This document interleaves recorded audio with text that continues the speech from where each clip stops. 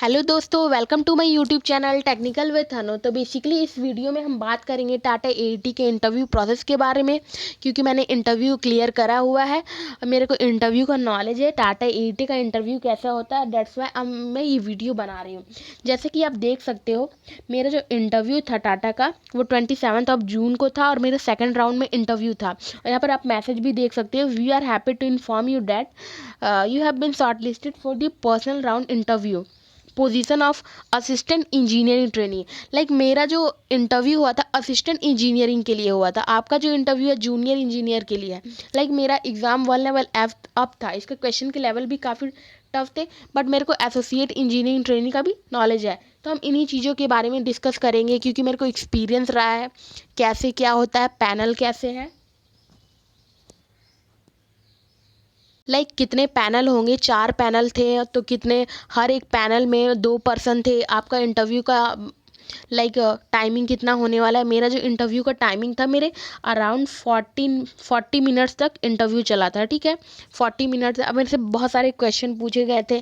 और HR round का question क्या था, क्योंकि मेरे से काफ़ी एचआर राउंड के क्वेश्चन पूछे गए थे, क्योंकि मैंने टेक्निकल क्वेश्चन के आंसर कर दिए थे, ठीक है। तो आई थिंक टेक्निकल राउंड से वो सेटिस्फाइड हो गए थे, कन्विंस हो गए थे मेरे आंसर से, क्योंकि मैंने सारे आंसर किए थे एक्सपेक्ट वन। क्योंकि मेरे से जियो टेक का एक क्वेश्चन पूछा गया था, I am from civil engineering.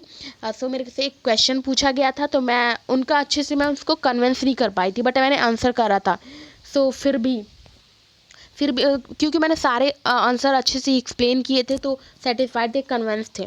तो एचआर राउंड का क्वेश्चन भी आपसे पूछा जाएगा। एचआर राउंड के काफ़ी इजी क्वेश्चन होते हैं, लेकिन आपको उनको एक्सप्रेस करने का तरीका पता होना चाहिए, क्योंकि अगर आप नहीं करते हो तो एक गलत इम्पैक्ट आप पे पड़ सकता है। और ये एक नेगेटिव पॉइंट है, क्योंकि इंटरव्यू के लिए बहुत सारे स्टूडेंट आते हैं, ठीक है। मैंने इंटरव्यू दिया है, उसमें अराउंड 500 कैंडिडेट का इंटरव्यू हुआ था, 500 प्लस का। और मात्र उसमें 60 to 70 कैंडिडेट ही सिलेक्ट होते हैं, समझ सकते हो आप। पहले तो हम लोग का जो एग्ज़ाम हुआ था उसमें 1.4 लाख का वैकेंसीज फॉर्म फिल हुआ था। उसमें से 1000 कैंडिडेट सिलेक्ट हुए फर्स्ट राउंड में। जब हमारा सेकंड राउंड हुआ एग्ज़ाम का, तो उसमें सिर्फ 500 कैंडिडेट सिलेक्ट हुए, उनमें से 60 to 70। तो उसमें बेस्ट से बेस्ट को चूज़ किया जाता है। तो आपको इन सब चीज़ों के बारे में प्रॉपर नॉलेज होना चाहिए। सो वीडियो को विदाउट लेट करते हुए, अगर आपने मेरे चैनल को सब्सक्राइब नहीं किया तो चैनल को सब्सक्राइब कर लो, बेल आइकन को प्रेस कर लो, जिससे अगर मैं कोई भी वीडियो अपलोड करती हूँ उसका आपको नोटिफिकेशन मिल जाएगा। एंड आपको Tata AET group discussion group मिल जाएगा डिस्क्रिप्शन बॉक्स में as well as comment box में, वहाँ से आप ज्वाइन कर सकते हो इसको, ठीक है। एंड फिर भी अगर आपको कोई डाउट होता है तो आप टेलीग्राम ग्रुप में मेरे से पूछ सकते हो।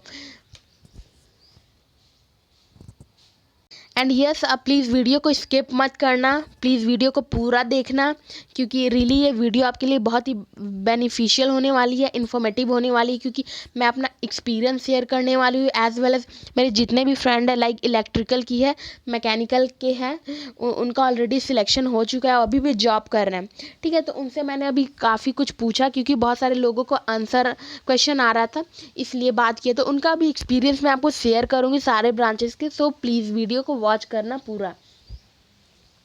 तो पहले अगर हम एचआर राउंड की बात करें, तो एचआर राउंड में कुछ बेसिक क्वेश्चन आते हैं, पूछे जाते हैं, जिनका आपको पता होना चाहिए, ठीक है। सो पहला क्वेश्चन होता है, पहला जो एचआर राउंड में आपको इंट्रोडक्शन पूछा जाएगा। आपको अपना इंट्रोडक्शन वेल एक्सप्लेन होना चाहिए। ऐसा नहीं आप इंट्रोडक्शन दे रहे हो और बीच में कुछ चीज़ों को भूल गए, मीन्स रट्टाफिकेशन नहीं होना चाहिए, ठीक है। रट्टाफिकेशन नहीं होना चाहिए आपको इंट्रोडक्शन में, मीन्स आपको इंट्रोडक्शन को रट के नहीं जाना है, आपको आपके पास जो है वही आपको एक्सप्लेन करना है। आपको अपना नेम एक्सप्लेन करना है, ठीक है। आपको अपनी क्वालिफिकेशन एक्सप्लेन करना है, वर्क एक्सपीरियंस एक्सप्लेन करना है, ठीक है। अगर आपका कोई प्रोजेक्ट आपने किया है उसके बारे में एक्सप्लेन करना है। एंड ये सब चीज़ें आपकी सीवी से आपका इंट्रोडक्शन मैच कर जाता है। एंड इसके अलावा हम लोग बात करें तो सबसे पहला उनका क्वेश्चन होता है, व्हाट इज़ योर हॉबी, ठीक है। तो हॉबी ऑलरेडी सबको पता होती है, लेकिन एक बात मैं बता दूं, सो आपकी हॉबी से क्वेश्चन पूछेंगे तो ऐसा नहीं कि आप कुछ भी बोल दो, हाँ मेरे को कुक करना पसंद है, खेलना पसंद है, फुटबॉल खेलना पसंद है, क्रिकेट। ठीक है, आपको जो एक्चुअली में पसंद है वही बताना है। लाइक मेरे से पूछा गया था तो मैंने बताया था कि मेरा फेवरेट जो है क्रिकेट है, मेरे को क्रिकेट खेलना काफ़ी पसंद है, मेरे को कुकिंग भी करना पसंद है, as well as dancing, singing. मैंने इन चीज़ों को एक्सप्लेन किया। तो सबसे पहले उन्होंने क्रिकेट के बारे में बहुत कुछ पूछा। लाइक मेरे से पूछा गया 11 प्लेयर्स के नाम बताओ। तो मैंने उनसे, क्योंकि मेरे को क्रिकेट में काफ़ी नॉलेज था, मैंने उनसे पूछा कि इंडियन प्लेयर्स या फॉरेनर प्लेयर।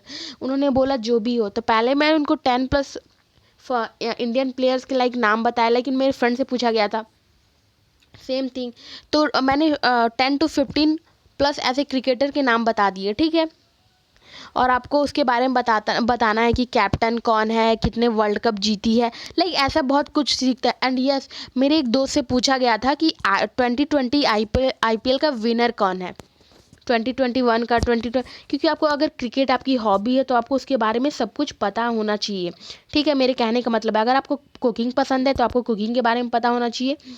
लाइक एंड जो नेक्स्ट क्वेश्चन था HR राउंड का। ठीक है, मैं HR राउंड के लिए बता रही हूँ। HR, उन्होंने बहुत सारे लोगों से पूछा था why should I hire you, but मेरे से नहीं पूछा था। उन्होंने ऐसे ही क्वेश्चन पूछा था, लेकिन एक डिफरेंट वे में पूछा था। तो आपको बताना है कि तुमको क्यों हायर करना चाहिए, आखिर आपको अपनी लाइक बताना चाहिए कि आप क्यों हैं, कि क्यों इस कंपनी के लिए आप सुटेबल हैं। आप ये उनको एक्सप्लेन कर सकते हो।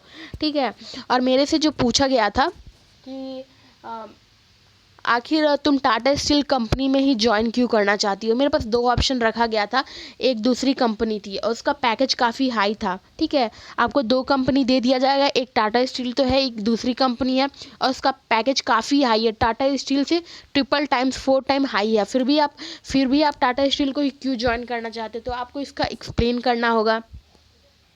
तो मैंने उनको बताया था कि Tata steel is MNC company, इसका रेपुटेशन है ग्लोबल मार्केट में, से इन चीज़ों को एक्सप्लेन किया। और यहाँ पर एक काम करना लाइक वर्केबल लाइफ बैलेंस है। इन चीज़ों को आपको जैसे समझ में आता है जो भी है, लेकिन एक प्रॉपर आंसर होना चाहिए, आप उनको आंसर कर सकते हो। And yes, what is your strength and weakness, इसके बारे में भी पूछ सकते हैं। स्ट्रेंथ आपका क्या है, वीकनेस क्या है। अगर आपका कुछ ऐसा वीकनेस है तो आपको बताना है कि हाँ मैं इस वीकनेस को ओवरकम कर रही हूँ। And most important question, what is your expected salary. ये बहुत इंपॉर्टेंट क्वेश्चन है, बहुत सारे लोगों से पूछा गया था। तो मेरे से भी पूछा गया था, लेकिन मैंने बोला कि salary doesn't matter for me, because as per term and condition of, like मैंने बोला था कि मेरी सैलरी कोई मैटर नहीं करती है। As per term and condition of Tata company, what ever the salary will be given I will expect, but as per term and condition. वो बोलेंगे ठीक है मैं आपको 5,000 दे रहा हूँ, तो आपको क्या काम करने के लिए आप कैपेबल हो यहाँ पर, लाइक एग्री हो। तो आपको ऐसा भी नहीं बोलना है जो भी सैलरी देगी। मैंने बोला कि टर्म एंड कंडीशन में जो भी टाटा स्टील अपनी सैलरी प्रोवाइड करती है वो मेरे को एक्सेप्ट है, क्योंकि उनका सबका फिक्स है। लाइक अप्रेंटिस के लिए उनकी इतनी सैलरी होती है तो पहले से पता होता है। अब एसोसिएट के लिए उन्होंने बता दिया है तो आप उसके लिए एक्सेप्टेड हो, इतनी है। तो लाइक आपको ये सब देख लेना होगा। HR राउंड के बहुत सारे क्वेश्चन होते हैं, आप प्लीज़ देख लीजिएगा, क्योंकि मैं 1 बाय 1 करने जाऊँगी तो काफ़ी वीडियो लंबा हो जाएगा। अगर हम लोग टेक्निकल राउंड के बारे में आते हैं तो टेक्निकल राउंड में one thing is very important for you, आपका CV जो होता है वेल मैनर होना चाहिए, प्रॉपर उसमें लिखा होना चाहिए, जो भी चीज़ मेंशन है उसको सही से होना चाहिए। एज़ वेल एज़ आपके CV से क्वेश्चन अराइज किए जाते हैं, लाइक अगर आपने ट्रेनिंग करी है तो ट्रेनिंग में आपने क्या किया है, क्या सीखा है, वो सब आपको एक्सप्लेन करना है। As well as work experience, आपका वर्क एक्सपीरियंस है, अगर आप कहीं पर काम करते हो तो क्या क्या आपने काम किया है, क्या सीखा है। ठीक है, वो सब के बारे में पूछ सकते हैं। लाइक अगर आप क्वालिटी कंट्रोलर हो तो आपको कुछ चीज़ें बता दिया जाएगा, आप इसको कैसे कंट्रोल कर सकते हो। अगर आप कोई मशीन में वर्क करते हो तो कोई प्रॉब्लम आ जाती है जिसको कैसे हैंडल करना है। ठीक है, आपको सेफ्टी वगैरह कैसे मेज़र कर सकते हो। ठीक है, ये सब कुछ क्वेश्चन होते हैं HR के, लाइक आपके वर्क एक्सपीरियंस के बारे में पूछ सकते हैं। एंड अगर हम लोग टेक्निकल राउंड के बारे में आए तो टेक पोर्शन की, तो टेक पोर्शन में जनरली क्या होता है, मेरे टाइम में तो 4 पैनल नहीं थे, लेकिन अदर ब्रांचेस के पैनल रखे गए थे। ठीक है, लाइक मैकेनिकल के 2 पैनल थे, लेकिन मेरे राउंड में एक ही पैनल एक था, लेकिन उसमें क्या था, उसमें जो टोटल पर्सन थे वो 4 पर्सन थे, और उसमें 2 फीमेल एचआर थी और 2 मेल थे।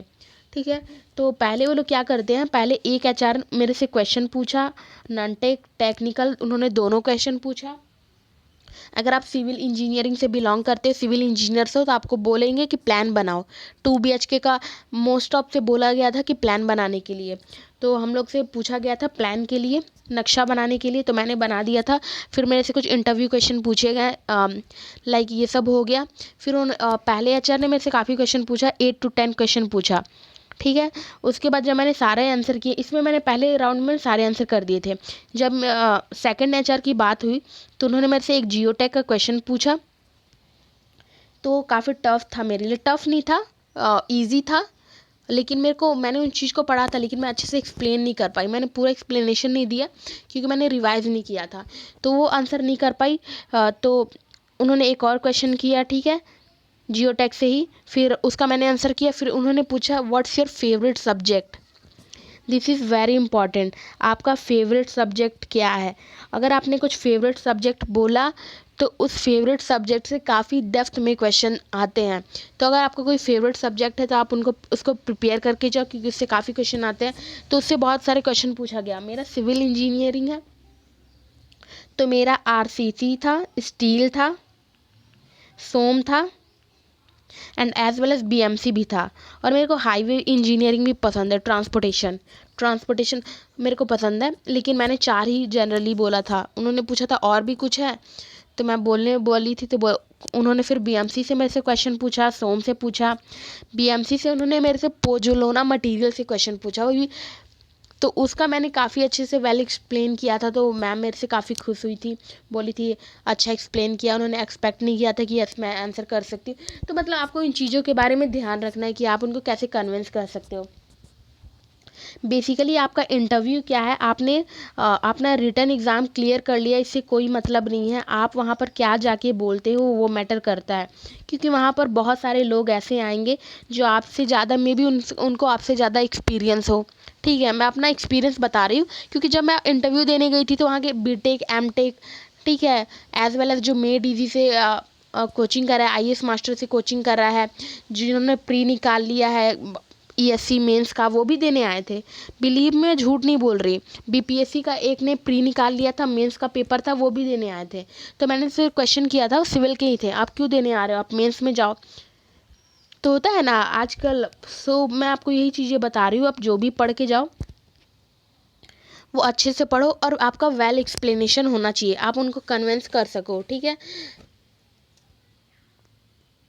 सो आपका टेक्निकल राउंड भी हो गया, HR राउंड भी हो गया। HR राउंड में आप देख लीजिएगा इंपॉर्टेंट क्वेश्चन क्या होता है। लाइक मैंने आपको बता दिया कुछ कुछ इंपॉर्टेंट क्वेश्चन, अगर आपको और भी चाहिए तो जब मैं प्रिपेयर कर रही थी तो मैंने क्या किया था, एक कॉपी में जितने भी HR के पॉसिबल क्वेश्चन हो सकते थे, ठीक है, लाइक नेट से मैंने बहुत सारा ढूंढा, उसको सारे कॉपी में लिख लिया, और उसका होता है ना प्रॉपर आंसर, जो मेरे दिमाग में आता था उसको मैंने कॉपी में नोट किया है। वो कॉपी मेरे में बस अभी भी है, अगर आप बोलोगे तो मैं HR राउंड क्वेश्चन के आंसर आप ग्रुप में डाल दूंगी, आप वहाँ से देख सकते हो। एंड टेक्निकल राउंड में आपका जो कोर सब्जेक्ट होना चाहिए, आप जिस भी ब्रांच से बिलोंग करते हो, चाहे आपका सिविल, मैकेनिकल, इलेक्ट्रिकल, आपका जो भी कोर सब्जेक्ट है, लाइक मेरा जो सिविल का कोर सब्जेक्ट है वो है, पहले आपका स्ट्रक्चर है, लाइक RCC, स्टील, सोम, ये हो गया आपका, BMC हो गया, जियोटेक हो गया, ये सब आपके कोर सब्जेक्ट है। तो कोर सब्जेक्ट पे आपका कमांड होना चाहिए, क्योंकि इससे ज़्यादा क्वेश्चन पूछे जाते हैं। ठीक है, और एज वेल एज आपका एक्सपीरियंस हो गया, और HR क्वेश्चन हो गया। उसके बाद आपका क्या, CV मैंने बता दिया 1 पेज का होना चाहिए। एंड आपका ड्रेस आपका वेल मैनर में होना चाहिए, आयरन वगैरह, एंड ये सब आपकी हेयर वगैरह प्रॉपर मैनर में होनी चाहिए। अगर आप बॉयज़ हो तो प्लीज़ अपने हेयर को ट्रिम करवा लो, हेयर बियर्ड आपका सही से होना चाहिए, क्योंकि ये सब चीज़ों के भी वो काफ़ी नोटिस करते हैं। एंड आपका शूज़ वगैरह भी फॉर्मल होना चाहिए, लाइक 1-2% तो स्पोर्ट्स शूज़ पहन के आ गए थे और वो जीन्स पहन के आ गए थे, तो आप इन चीज़ों को इग्नोर करना। आप जीन्स नहीं पहनना, T-शर्ट मत पहन के जाना, आप ट्राई करना, आप कोई लाइट कलर की शर्ट एंड एक फॉर्मल पैंट होनी चाहिए, ब्लू ब्लैक। आप कोई भी कंसिडर कर सकते हो। एंड गर्ल्स के लिए भी सेम थिंग एप्लीकेबल है। जब मेरा इंटरव्यू हुआ था तो मेरा एक लाइट कलर का शर्ट था एंड ब्लैक कलर का पैंट और शूज़ था, वो भी फॉर्मल में होना चाहिए सब, ठीक है। टाई वगैरह अगर आपको कोट वगैरह अगर मिलता है तो नो इसका ओके, अदरवाइज़ इसका कोई प्रॉब्लम नहीं है, क्योंकि जनरली बहुत सारे लोग बस आपको ड्रेस जो होना चाहिए फॉर्मल होना चाहिए। एंड जैसे ही आप एचआर राउंड में एंटर करते हो, सॉरी एचआर के रूम में, तो आपको डायरेक्ट एंट्री नहीं करनी चाहिए। आपको पोलाइटली वे में मे आई कम इन बोलना है, फिर उनको विश करना है, good morning ma'am, good afternoon ma'am. फिर उनसे अगर एक स्माइल के साथ, अब स्माइल भी आपका एकदम लाइक लिटिल बिट होना चाहिए। फिर उनको आप पूछ सकते हो good morning ma'am, how are you. अच्छा इम्पैक्ट पड़ता है इससे, क्योंकि मैंने किया था। उन्होंने अच्छे से रिप्लाई भी दिया था, good morning how are you. उन्होंने इनफैक्ट मेरे को कोल्ड ड्रिंक भी ऑफ़र किया था। मैंने बोला था okay ma'am, I am okay. अब ऐसे नहीं बोलना है नो थैंक्स, ठीक है। लाइक ये लगता है कि आप एटीट्यूड में बोल रहे हो, आपको बोलना है कि thank you ma'am, okay I am okay, कुछ ऐसा आपको जो समझ में आप बोल सकते हो। लेकिन आपको एंड अगर आप जैसे ही बैठते हो तो आपको कॉन्फिडेंट होनी चाहिए, ज़्यादा ओवर कॉन्फिडेंट भी नहीं होना चाहिए। लाइक जैसे मैं ऐसे वहाँ पर गई थी तो मेरे हाथ वगैरह पूरा काँपने लगे थे, तो मेरे को उनको हाइड करना था, तो मैं काफ़ी मुश्किलों से खुद को नॉर्मल कर पाई थी। बहुत सारा ये सिचुएशन होता है क्योंकि मेरा फर्स्ट राउंड था। सो आपको इन चीज़ों के बारे में कंसिडर कर लेना है। और अगर हम लोग सैलरी और पैकेज की बात करें तो आपको ऑलरेडी मेंशन है, आपको ट्रेनिंग में और आफ्टर ट्रेनिंग में 4.6 का पैकेज आपको मिलने वाला है। एंड अगर हम लोग यस मोस्ट इम्पॉर्टेंट थिंग, बहुत सारे लोगों का डाउट्स है स्टूडेंट का कि उनका इंटरव्यू जो होने वाला है वो इंग्लिश में दे या हिंदी में दे, कौन सा लैंग्वेज सुटेबल होगा। तो मैं ये बोलूँगी एज़ पर योर कन्वीनियंस, जो आपको सही से आता हो। ऐसा नहीं कि आपको इंग्लिश नहीं आती है, आप मतलब इंग्लिश बोलने में आपको प्रॉब्लम हो रही है फिर भी आप इंग्लिश बोल रहे हो, so this will be a big impact. So अगर आपको हिंदी आती है, अगर हिंदी में अच्छे से एचआर को कन्विंस कर सकते हो, एक्सप्लेन कर सकते हो, तो हिंदी में ही खुश हैं। आप उनसे बोल सकते हो, पूछ सकते हो ma'am can I use Hindi language और बोथ, या can I switch Hindi to English, English to Hindi, जहाँ भी आप कंफर्टेबल नहीं हो। सो ऑलरेडी क्योंकि मेरे से जो क्वेश्चन पूछा गया था स्टार्टिंग में मैं इंग्लिश में ही बोल रही थी, फिर उन्होंने लाइक एक मेरे से क्वेश्चन हिंदी में पूछा, ठीक है। फिर अब ऐसा नहीं कि आपको लाइक इंग्लिश आती है, अगर बहुत किसी को किन्हीं का होता है ना बहुत अच्छा इंग्लिश होता है, अगर सामने वाला आपसे हिंदी में पूछ रहा है तो आप ट्राई करो हिंदी में बोलने के लिए, अगर आपको आती है तो, ठीक है। आप उनको ऐसा अब शो मत करना यस मैं तो इंग्लिश में ही बोलूँगा बोलूँगी, ठीक है। तो आपको इन चीज़ों को कंसीडर करना है, क्योंकि इंटरव्यू राउंड जो है होता है वो बहुत इंपॉर्टेंट होता है, क्योंकि इसमें बहुत सारे स्टूडेंट आते हैं, आप ही नहीं रहोगे, इसमें बहुत सारे स्टूडेंट आएंगे और इनमें से किसी बहुत कम ही स्टूडेंट को सिलेक्ट करना होगा। अगर एक ब्रांच से बात करें तो इसमें ज़्यादा सीटें नहीं होती है, क्योंकि हम लोग के टाइम में 7 to 8 सीटें थी एक ब्रांच के लिए। तो सेम थिंग इसमें थोड़ा बहुत ऊपर नीचे जा सकता है, लेकिन इसमें ज़्यादा सीटें नहीं होगी। सो अगर आपको ये वीडियो आखिर काफ़ी लंबा हो चुका है, फिर भी अगर कोई डाउट है तो आप कमेंट सेक्शन में पूछ सकते हो या ग्रुप में पूछ सकते हो, आई विल रिप्लाई। सो अगर आपको ये वीडियो अच्छी लगी हो, इन्फॉर्मेटिव लगी हो, तो प्लीज़ वीडियो को लाइक कर देना, क्योंकि बहुत एफर्ट्स लगती है वीडियो बनाने में। एंड सब्सक्राइब मेरे यूट्यूब चैनल। Thank you.